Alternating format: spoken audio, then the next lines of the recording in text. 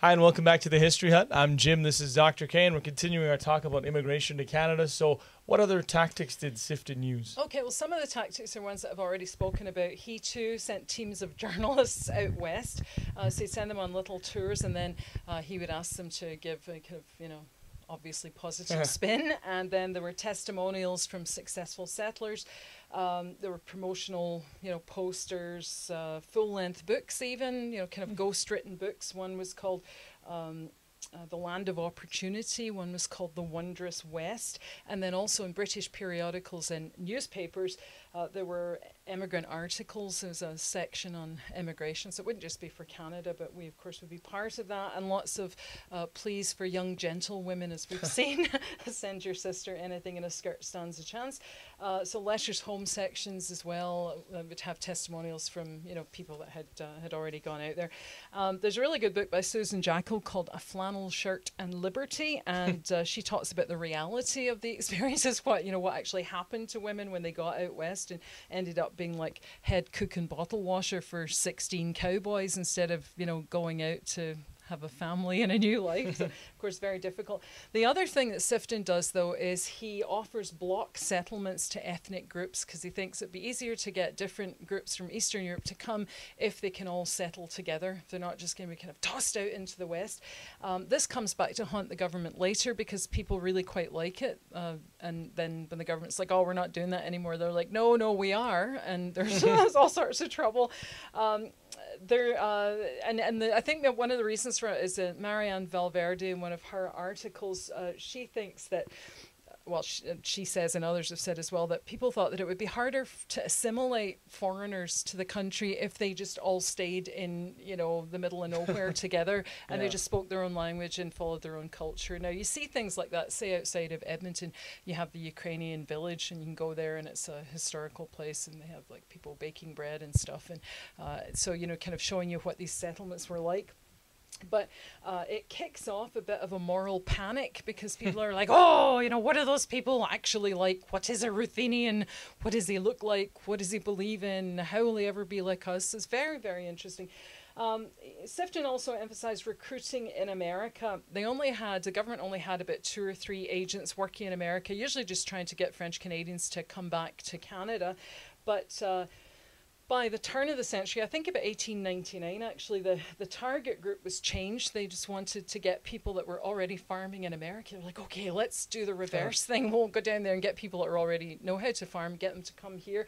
So they had about 3 agents and, again, worked on commission. And they tried to get farmers from the American West to go north. And they paid $5 a man, these are to the agents, $5 per man, $2 per woman, and $1 for, I think, children under the age of 12. But it's hard to say how successful it was because the records aren't, kind of up to snuff.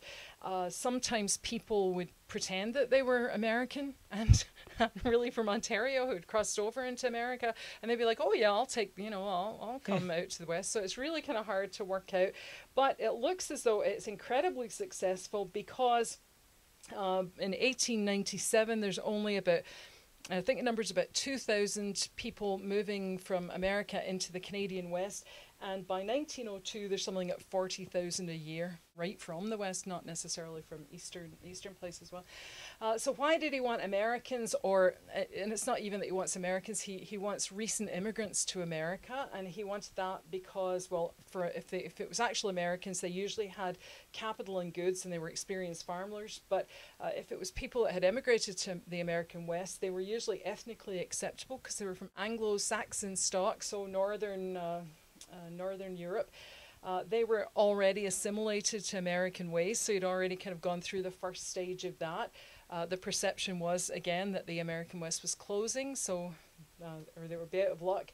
And there's lots of land-hungry immigrants that really still want to get their own piece of heaven. So you get that, a lot of recruitment in America. And then, as I said before, you have the recruitment that takes place in Britain and in Europe. And I mentioned before that industrial Britain wasn't a target. It's, you know, really looking for people that could farm. Sifton actually bypassed Lord Strathcona, her old friend Donald Smith, who was the High Commissioner in London, because he wasn't really interested in their plans. So he bypassed him and he opened a new immigration office in London. And its goal wasn't to get immigrants, it was to dissuade workers and the Irish and the Welsh to apply to come. It's like, you know, don't even try, because we don't really want you. And I remember when my family emigrated to Canada, we went to Canada House in Glasgow, behind the Woolworths in Sauchiehall Street, and everybody looked so healthy. Like, everybody that worked there just looked, you know, strong and healthy, and everybody had lovely teeth. They didn't have Austin Powers teeth at all. And they showed you promotional films. That we kind of knew that my dad wanted to go to the West because he loved riding and you know, was mad about cowboys. But the promotional films were all about Victoria, so the West Coast, and it was all like lovely mothers that were obviously making brownies for their kids. And I thought maybe my mother too will learn to cook if we go to Canada. That was my dream. And it showed you the winter, but it only showed you in a kind of really nice way. You know, I'd only seen snow twice in my life at that point, and I had an uncle that brought me back a sled from Detroit, and I'd never able to use it because we'd never had enough snow. You know, it'd be a sprinkling of snow in the hill across from our house, but I hadn't really, you know, seen snow that much, and it looked fantastic, and everybody was out snowshoeing and tobogganing and having hot chocolate and some more of those brownies. And I just thought, wow, you know, this is just amazing. They look so different, and the recruitment office is so different from the rest of us. So you get that recruitment in Britain and Europe, and of course, as I mentioned before as well, that Europe is targeted, and the different and various European countries know that Canada is saying really rude things about their countries and trying to promote Canada, and so they have to turn to covert operations, and that's why eventually you get the steamship thing and the NATC, because they can't be seen to be saying negative things about the home country and then promoting Canada. So the NATC paid out higher bonuses because it classified, I think, children at younger ages as adult, and so there's quite a lot of people come in through that. And they had to ensure, as I said before, that people were healthy, that they could pay for their passage, and that they would have about $100 on them on arrival. And so you have, in about a 7-year period, it's kind of 1899 to 1906, there's 71,000 immigrants come in under the NATC, and of course the NATC gets quite a bit of money for that as well. And the government, of course, justified that by saying, well, we're getting the best. They've already been health checked. They're already good. So, you know, they're really kind of keen on things like that, and it's quite successful. So we opened our door to one and all, kind of, but not really, but sort of. Yeah, well, as I was saying to you earlier on, there are some groups that really nobody wanted, and we'll talk about them later. The Chinese, they were more than welcome to build the railway at first, and then of course the government slaps on a $50 head tax, and then the railway company pays that to keep them coming, and then when the railway's finished, of course the government increases the head tax 10 times, and people just can't afford to pay for that anymore. Black people from anywhere, whether it was America or different parts of the empire, like the Barbados, not wanted. The Japanese, just kind of generally speaking, South Asians, even people that were part of the empire, India. There's very, we'll see that there's some obvious obstacles put in people's way. But of the people that come in, there's actually a pecking order. So you get the British and the Americans are at the top of it. There's quite a lot of them. The Germans and the Scandinavians are next. And then the Slavs come in kind of third, or that would be sixth, fifth or sixth. So British and Americans at top, including, I suppose, the French. And then German, Scandinavians, and then Slavs. So the Slavs were hard workers, and they were preferred over Jewish people, Italians, Greeks, the Spanish, anybody from the southern Catholic countries, because there's that whole thing, you know, that, oh, Catholics don't work hard and Protestants do, so, you know, Northern Europeans, they're good, and the Slavs, because they'll be good farmers. And so because the Slavs are most likely to farm, they're, of all the in this pecking order, they're the next highest up behind the kind of obvious choices. So Ukrainians fell inside that category. There's about 170,000 of them arrive between 1896 and 1914, all bound for the West. And they are the beneficiaries of the block settlements, right? So they're going to settle in the ethnic blocks across the prairies. And there are two places that were really popular, Edmonton and Dauphin, Manitoba. So Edmonton out here and Dauphin, Manitoba, the two most popular places. They had trouble, though, as I said before. Valverde points out, people were worried about people that didn't seem to be assimilating, so they were disliked. They're talked about in the Edmonton Bulletin. They spoke very little English. They settled together. The men had a reputation as, as perhaps drinking and maybe being wife beaters. And so there were fears about their block settlements also being a host for disease, because you can never tell about foreigners, right? So there's all these prejudices all kind of rolling around. So they're kind of vilified in the Edmonton Bulletin as problematic people. And of course, it's all bunk. There's been tons of studies of Galician and Ukrainian history showing them as really proactive people who recognized that they were in difficulty in their own countries, that didn't have enough land, that they weren't going anywhere, and actually on the move from the early 1890s, looking for new places for the people in their group to settle. And so Canada, population pressure, shortage of land, so like the Irish before them, I suppose, look for other places to go. And again, it's not the destitute that can make these kinds of sacrifices and come to new places. And the first place that they went to, the first place that they looked to was Brazil. So it's not even Canada, it's Brazil in the early 1890s. But by about 1895, the word came back that this was kind of a bit of a disaster, no matter what the letters home had said. And some of them are really funny, like, the monkeys here do all the labor for you and stuff like that. It's just crazy.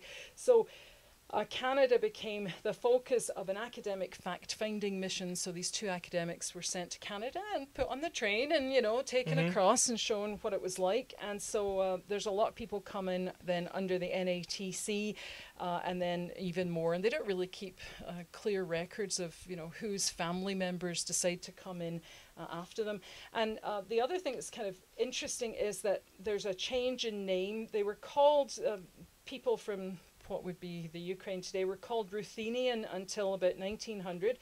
Then they were either called Ukrainian or Austrian because they were from the Austrian Empire, or Galician or Bukovinian because of the state that they came from.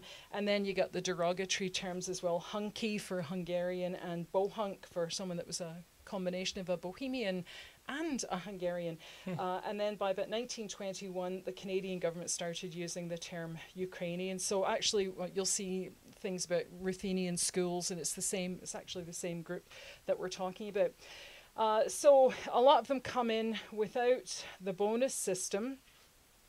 So we're not really clear about all the numbers. But the Ukrainian experience here, they wanted to set up subsistence farms. They just want, they're getting more land than they'd ever had before, and they're quite happy with that. So they want subsistence farms. They're not really interested, it seems at first, in the possibilities of commercial farming, and they're actually offered prime wheat growing land eventually in Manitoba, but they wanted to settle instead on what we call the parkland belt, going all the way across to where we are. In the west. So they wanted that because it had wood, water and meadow land, and those were three things that were always in high demand in their homeland.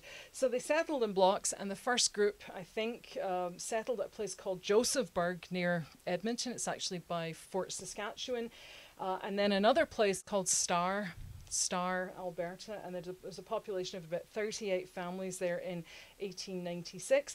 And then, of course, the government's like, oh, this is working really well, so let's not have them settle in blocks anymore. Let's just, throw them into the general population. So the government tried to intervene to stop the block settlements and redirect them to areas that the government wanted open. They're like, oh, if we could just get 6 families to settle here, we just kind of plop them down all across the prairies, then that would be great.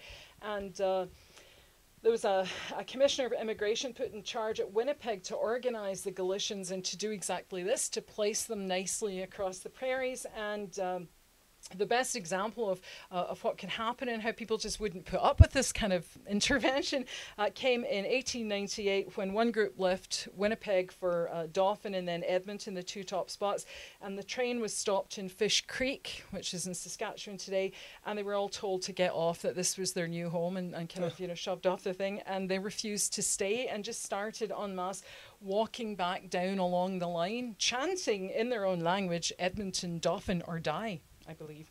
So the government had to give in and just let them, you know, just let them go to the two settlements. So that wraps up this part of the episode. We'll join us next time for more. Okay, bye.